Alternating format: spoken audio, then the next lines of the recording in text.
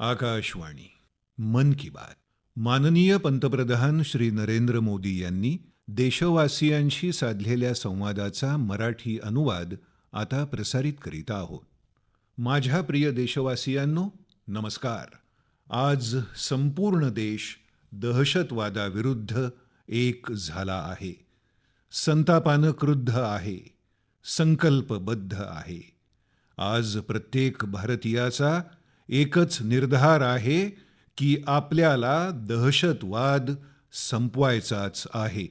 मित्रांनो, ऑपरेशन सिंदूर दरम्यान आपल्या सैन्याने जो पराक्रम केला त्याने प्रत्येक हिंदुस्थानी नागरिकाची मान अभिमानाने ताठ झाली आहे. ज्या चुकतेने आणि निपुणतेने आपल्या सैन्यानं सीमेपलीकडच्या दहशतवाद्यांच्या तळांना उद्ध्वस्त केलं ते अद्भुत आहे. ऑपरेशन सिंदूरने जगभरातल्या दहशतवादाविरुद्धच्या लढाईला नवीन विश्वास आणि उत्साह दिला आहे. मित्रांनो, ऑपरेशन सिंदूर ही केवळ एक लष्करी मोहीम नाही, ती आपला निर्धार, धैर्य आणि बदलत्या भारताचं प्रतिबिंब आहे.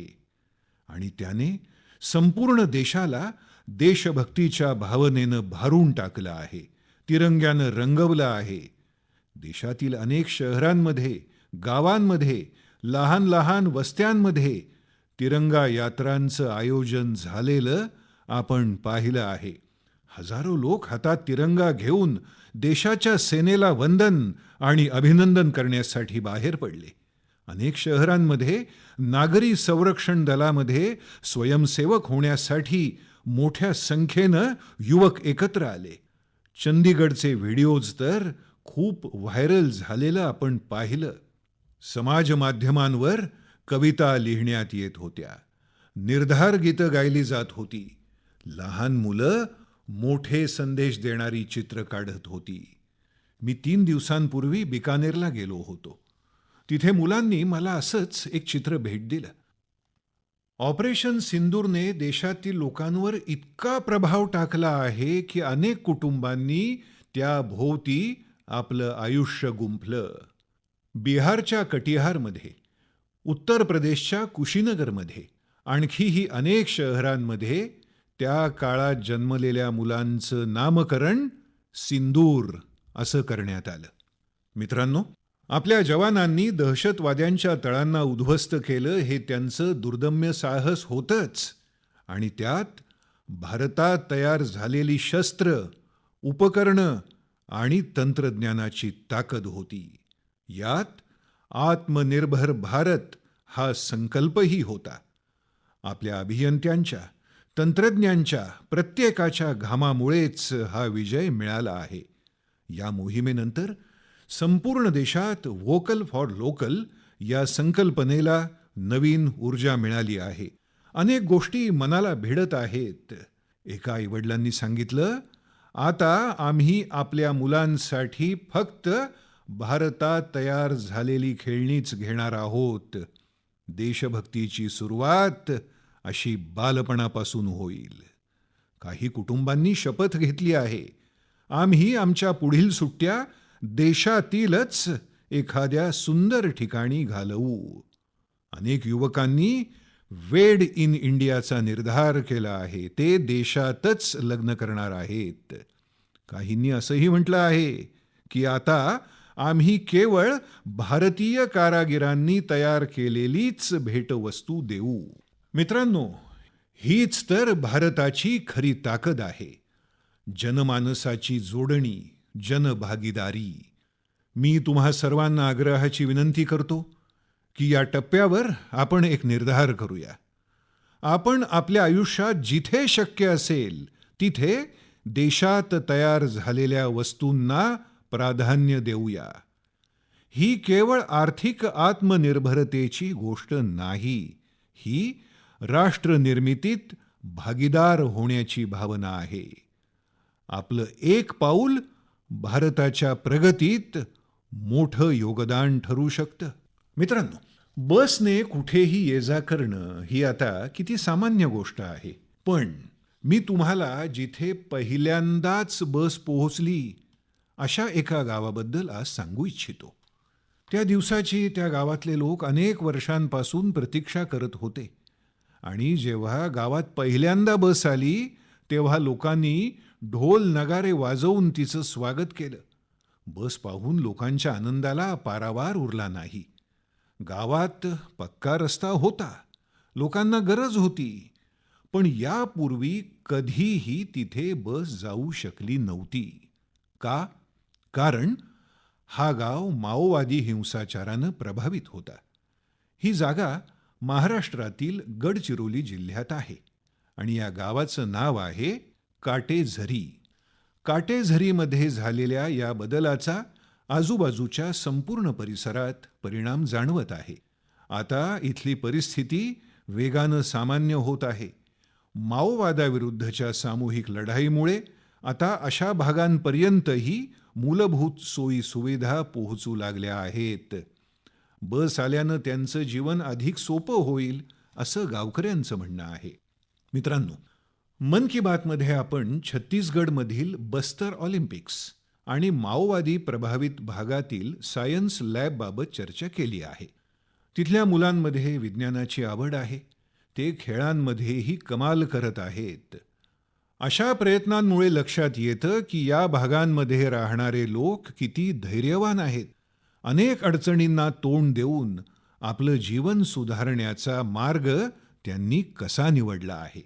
मला हे समजल्यावर खूप आनंद झाला की दंतेवाडा जिल्ह्याच्या 10वी आणि 12वीच्या परीक्षांचे निकाल खूपच चांगले लागले आहेत. सुमारे 95% निकालासह हा जिल्हा 10वीच्या निकालांमध्ये टॉपवर आहे आणि 12वीच्या परीक्षेत या जिल्ह्याने छत्तीसगडमध्ये 6वा क्रमांक मिळवला आहे. विचार करा, जो दंतेवाडा कधी काळी माओवाद्यांच्या प्रभावाखाली होता तिथे आज शिक्षणाचा झेंडा फडकत आहे.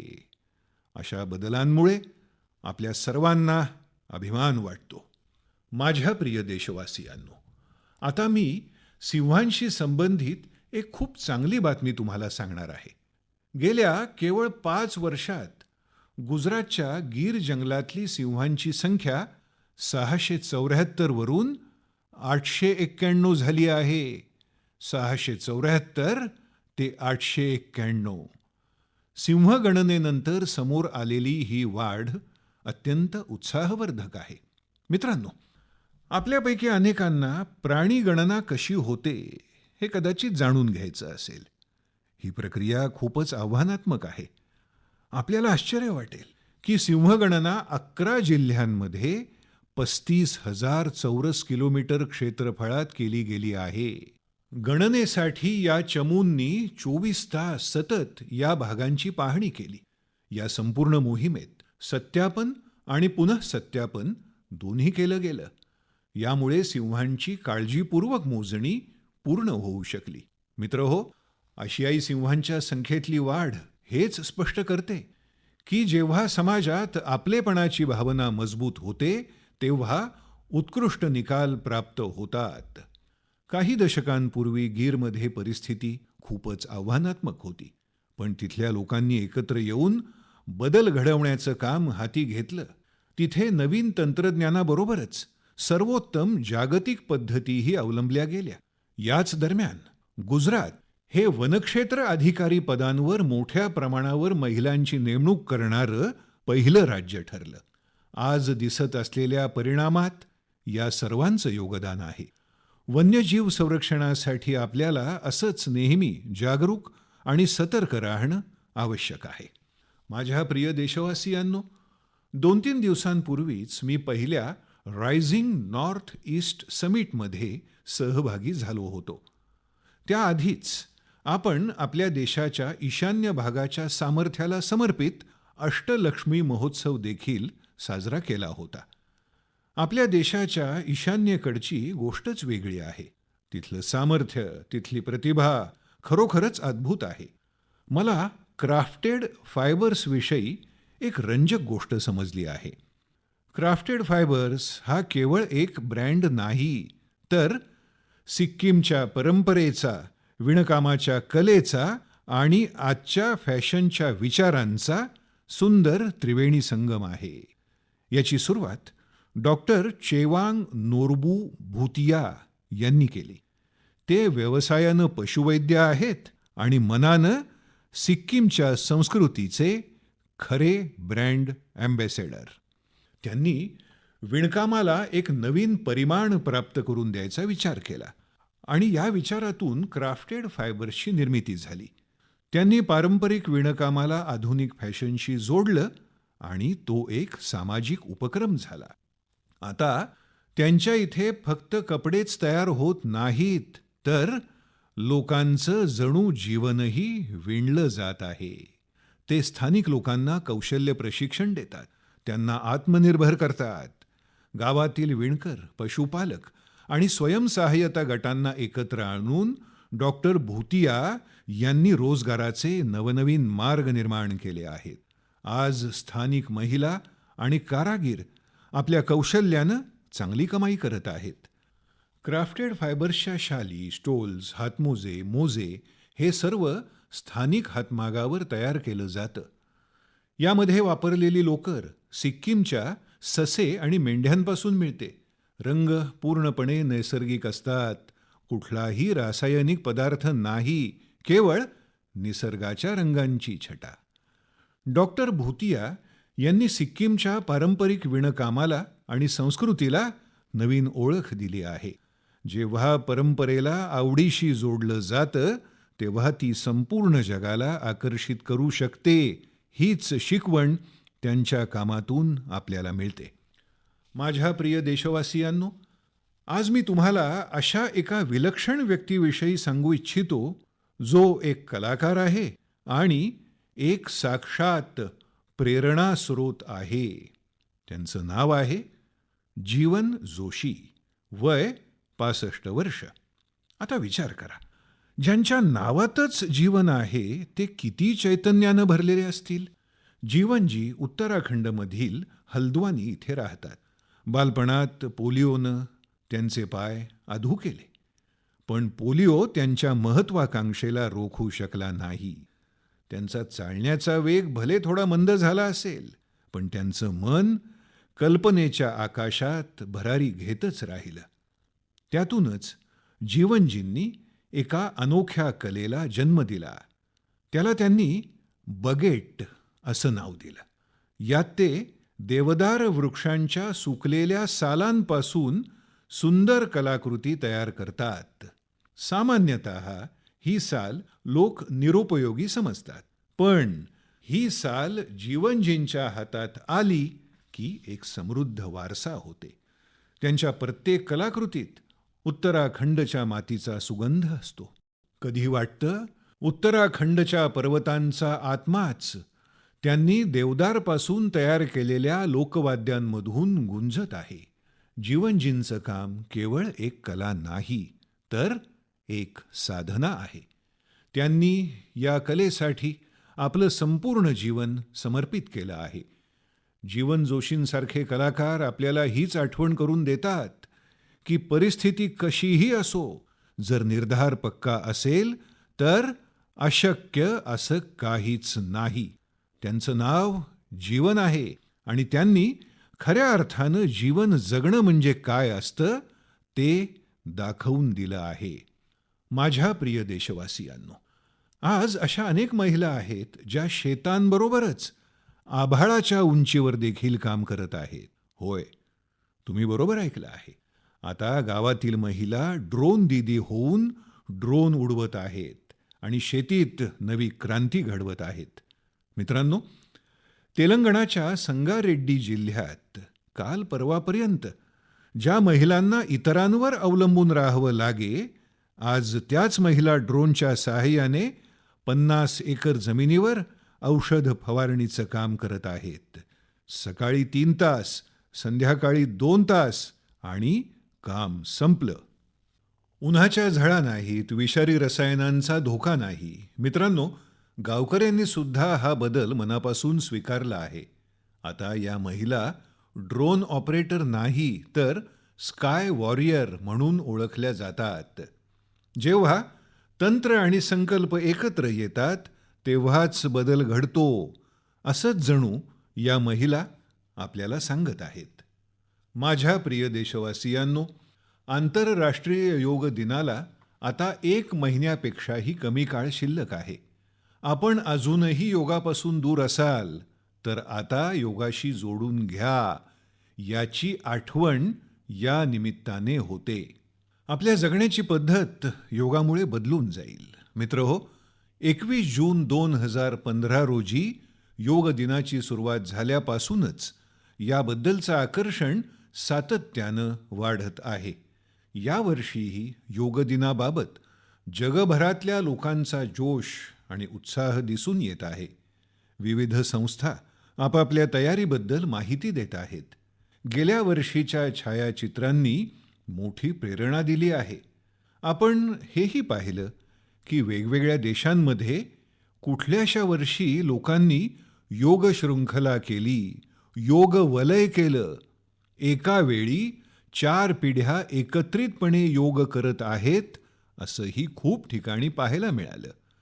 अनेक जणांनी आपल्या शहरातल्या ऐतिहासिक जागा योगासाठी निवडल्या. आपणही यावर्षी काहीतरी अनोख्या पद्धतीनं योग दिन साजरा करण्याचा विचार करू शकता. मित्रहो, आंध्र प्रदेश सरकारनं योग आंध्र अभियान सुरू केलं आहे. पूर्ण राज्यात योग संस्कृती विकसित करणं हा याचा उद्देश आहे.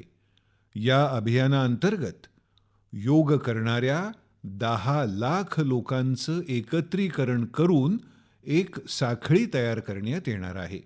मला यावर्षी विशाखापट्टणममध्ये योग दिनाच्या कार्यक्रमात सहभागी होण्याची संधी मिळेल.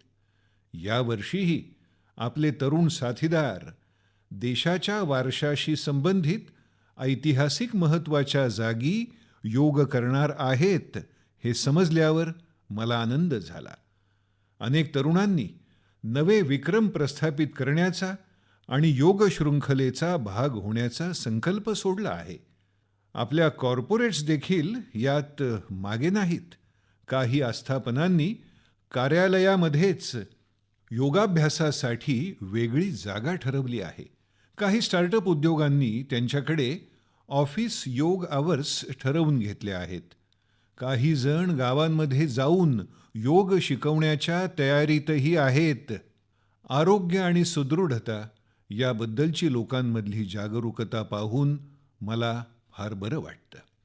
मित्रहो, योग दिनाबरोबरच आयुर्वेदाच्या क्षेत्रातही असं काही घडलंय जे ऐकून आपल्याला फार आनंद होईल. कालच म्हणजे 24 मे रोजी WHOचे महासंचालक आणि माझे मित्र तुलसीबाई यांच्या उपस्थितीत एका सामंजस्य करारावर स्वाक्षरी झाली आहे. या कराराबरोबरच international classification of health interventions अंतर्गत एका डेडिकेटेड ट्रॅडिशनल मेडिसिन मॉड्यूलवर काम सुरू झालं आहे. या उपक्रमाद्वारे पूर्ण जगात आयुष वैज्ञानिक पद्धतीने अधिकाधिक लोकांपर्यंत पोहोचवता येईल. मित्रांनो, तुम्ही शाळांमध्ये ब्लॅकबोर्ड म्हणजे फळा तर बघितला असेलच, पण आता काही शाळांमध्ये शुगर बोर्डही लावला जात आहे. ब्लॅकबोर्ड नव्हे तर शुगर बोर्ड. मुलांना त्यांच्या साखर खाण्याबद्दल जागरूक करणं हा CBSEच्या या आगळ्या वेगळ्या उपक्रमाचा उद्देश आहे. किती साखर खाल्ली पाहिजे आणि किती साखर खाल्ली जात आहे हे कळल्यावर मुलं स्वतःच आरोग्यपूर्ण पर्याय निवडू लागली आहेत. हा एक आगळा वेगळा प्रयत्न आहे आणि याचा परिणामही अगदी सकारात्मक होईल. लहानपणापासूनच आरोग्यपूर्ण जीवनशैलीच्या सवयी लावण्यासाठी याची मोठी मदत होऊ शकेल. अनेक पालकांनी याचं कौतुक केलं आहे आणि मला असं वाटतं की हा उपक्रम कार्यालय, कॅन्टीन आणि संस्थांमध्येही राबवला गेला पाहिजे. कारण शेवटी आरोग्य चांगलं असेल तरच सगळं आहे.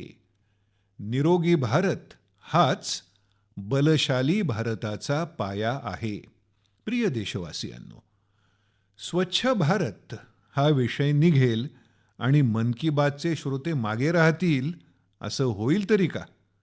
मला पक्की खात्री आहे की आपण सर्वजण आपापल्या पातळीवर या अभियानाला बळकटी देत आहात. पण आज मी असं एक उदाहरण सांगणार आहे ज्यात स्वच्छतेच्या संकल्पाने अडचणींचा डोंगरही पार केला. कल्पना करा, एखादी व्यक्ती बर्फाळ डोंगरावर चढत आहे, जिथे श्वासही घेणं कठीण आहे, पावलोपावली जीवाला धोका आहे, आणि तरीही ती व्यक्ती साफसफाई करण्यात गर्क आहे.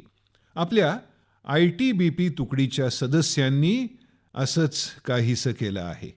ही तुकडी माउंट मकालू सारखं जगातलं सर्वात कठीण शिखर सर करायला गेली होती.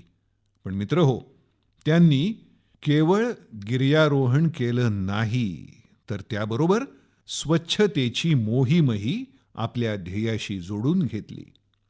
शिखराजवळ पडलेला कचरा गोळा करण्याचा त्यांनी विडा उचलला. विचार करा, या तुकडीच्या सदस्यांनी 150 किलोपेक्षा जास्त अविघटनशील कचरा आपल्याबरोबर खाली आणला. इतक्या उंचावर साफसफाई करणं अजिबात सोपं नाही. पण यातून हेच दिसतं की जिथे निर्धार असतो तिथे मार्ग आपोआप मिळतो. मित्रांनो, याच्याशी संबंधित आणखी एक महत्त्वाचा विषय आहे, कागदाचा कचरा आणि पुनश्चक्रीकरण. आपल्या घरात आणि कार्यालयात दररोज कागदाचा खूप कचरा तयार होतो. कदाचित आपल्याला त्याचं विशेष काही वाटत नाही, पण तुम्हाला हे ऐकून आश्चर्य वाटेल की देशाचे भूभाग व्यापणाऱ्या लँडफिल वेस्टमध्ये जवळपास 1/4 भाग कागदी कचऱ्याचा असतो. प्रत्येकाने या दिशेने विचार करण्याची आज गरज आहे. भारतातले अनेक स्टार्टअप उद्योग या क्षेत्रात चांगलं काम करत आहेत हे समजल्यावर मला आनंद झाला. विशाखापट्टणम, गुरुग्राम अशा अनेक शहरांमध्ये अनेक स्टार्टअप कागदाच्या पुनश्चक्रीकरणाचे अभिनव मार्ग अवलंबत आहेत. कोणी रिसायकल्ड पेपरपासून पॅकेजिंग बोर्ड तयार करतंय, तर कोणी डिजिटल पद्धतीने न्यूजपेपर रिसायकलिंग सोपं करतंय. जालनासारख्या शहरात काही लोक 100% रिसायकल्ड मटेरियलपासून पॅकेजिंग रोल आणि पेपर कोअर तयार करत आहेत. 1 टन कागदाच्या पुनश्चक्रीकरणाने 17 झाडं वाचतात आणि हजारो लिटर पाण्याची बचत होते. हे ऐकून तुम्हाला प्रेरणा मिळेल. आता विचार करा, गिर्यारोहक जर इतक्या कठीण परिस्थितीत कचरा खाली आणू शकतात, तर आपण आपल्या घरात आणि कार्यालयात कागद वेगळा करून पुनश्चक्रीकरणात आपलं योगदान नक्कीच दिलं पाहिजे. देशासाठी मी आणखी काय चांगलं करू शकेन, असा विचार जेव्हा प्रत्येक नागरिक करेल, तेव्हा आपण सगळे मिळून मोठं परिवर्तन घडवून आणू शकू. मित्रहो, गेल्या काही दिवसात खेलो इंडिया स्पर्धेची मोठीच धामधूम होती. खेलो इंडिया दरम्यान बिहारच्या 5 शहरांनी यजमानपद भूषवलं. तिथे वेगवेगळ्या श्रेणींचे सामने झाले. भारतभरातून तिथे पोचलेल्या खेळाडूंची संख्या 5,000हून अधिक होती. या खेळाडूंनी बिहारच्या खेळाडू वृत्तीची आणि बिहारी लोकांच्या आत्मीयतेची खूप प्रशंसा केली आहे. मित्रांनो, बिहारची भूमी खूप खास आहे. या आयोजनामध्ये इथे कित्येक वैशिष्ट्यपूर्ण घटना घडल्या. ऑलिम्पिक चॅनेलच्या माध्यमातून जगभरात पोचणारं हे खेलो इंडिया स्पर्धेचं पहिलंच आयोजन होतं. संपूर्ण जगाने आपल्या युवा खेळाडूंच्या क्रीडा कौशल्याची प्रशंसा केली. सर्व पदक विजेत्यांचं, विशेषतः महाराष्ट्र, हरियाणा आणि राजस्थान या पहिल्या 3 विजेत्या राज्यांचं मी अभिनंदन करतो. मित्रहो, यावर्षी खेलो इंडिया स्पर्धेत एकूण 26 विक्रम प्रस्थापित झाले.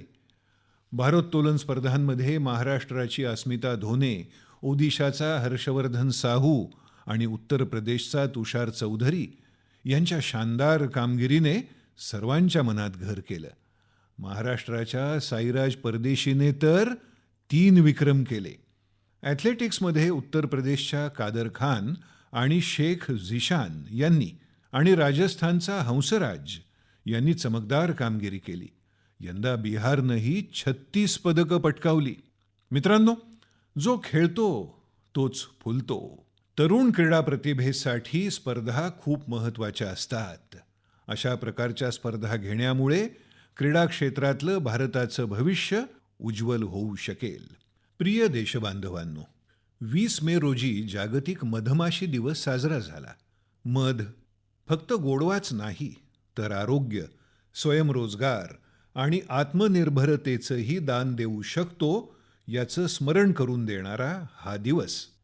गेल्या 11 वर्षात भारतात मधुमक्षिका पालनाबाबत एक स्वीट रिव्होल्यूशन म्हणजेच मधुर क्रांती घडून आली आहे. 10-11 वर्षांपूर्वी भारतात वर्षाकाठी 70-75 हजार मेट्रिक टन मध उत्पादन होत असे.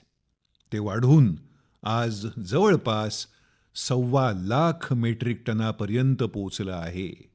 म्हणजे मध उत्पादनात साधारण 60% वाढ झाली आहे. मधाचं उत्पादन आणि निर्यात याबाबतीत आपण जगातल्या अग्रणी देशांमध्ये स्थान मिळवलं आहे. हा सकारात्मक प्रभाव मिळण्यात राष्ट्रीय मधुमक्षिका पालन आणि मध अभियानाची भूमिका मोलाची आहे. या अंतर्गत मधुमक्षिका पालनाशी संबंधित हजारो शेतकऱ्यांना प्रशिक्षण देण्यात आलं, उपकरणं देण्यात आली आणि थेट बाजारापर्यंत त्यांचं उत्पादन पोहोचवण्याची व्यवस्था करण्यात आली. मित्रांनो, हे परिवर्तन केवळ आकड्यातच नाही तर थेट गावच्या भूमीवरही दिसतं. छत्तीसगडच्या कोरिया जिल्ह्यातलं एक उदाहरण आहे. तिथल्या आदिवासी शेतकऱ्यांनी सोन हनी या नावाचा शुद्ध जैविक मधाचा ब्रँड तयार केला आहे. आज तो मध जेमसह अनेक ऑनलाईन पोर्टल्सवर विकला जातो. म्हणजे गावाचे कष्ट आता जागतिक पातळीवर पोचले आहेत. अशाच प्रकारे उत्तर प्रदेश, गुजरात, जम्मू काश्मीर, पश्चिम बंगाल आणि अरुणाचल प्रदेशमध्ये हजारो महिला आणि तरुण आता मध उद्योजक झाले आहेत. आणि मित्रांनो, आता मधाच्या फक्त प्रमाणावरच नाही तर शुद्धतेवरही काम सुरू आहे. काही स्टार्टअप उद्योग कृत्रिम बुद्धिमत्ता आणि डिजिटल तंत्रज्ञान वापरून मधाच्या गुणवत्तेला प्रमाणित करत आहेत. तुम्ही पुढच्या वेळी मध खरेदी करताना या मधु उद्योजकांकडचा मध जरूर चाखून पहा. एखाद्या स्थानिक शेतकऱ्याकडून, एखाद्या उद्योजक महिलेकडूनही मध खरेदी करा. कारण त्याच्या प्रत्येक थेंबात स्वादच नव्हे तर भारताचे परिश्रम आणि आशा आकांक्षा मिसळलेल्या असतात. मधाचा तो गोडवा म्हणजे आत्मनिर्भर भारताचा स्वाद आहे. मित्रांनो, आपण मधाबद्दलच्या प्रयत्नांविषयी बोलतोच आहोत तर तुम्हाला आणखी एका उपक्रमाविषयी सांगतो. मधमाशांची सुरक्षा केवळ पर्यावरणासाठी नाही तर आपल्या शेतीसाठी आणि भावी पिढ्यांसाठीही महत्त्वाची आहे याची जाणीव यातून होते. हे उदाहरण आहे पुणे शहरातलं. तिथे एका गृहनिर्माण संस्थेमधलं मधमाशांचं पोळं काढण्यात आलं, सुरक्षेसाठी किंवा कदाचित भीतीपोटी.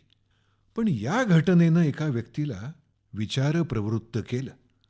अमित नावाच्या या तरुणानं ठरवलं की मधमाशांना हाकलण्यापेक्षा त्यांना वाचवलं पाहिजे. तो स्वतः शिकला, मधमाशांवर संशोधन केलं आणि यासाठी इतरांनाही यात सहभागी करायला त्यानं सुरुवात केली.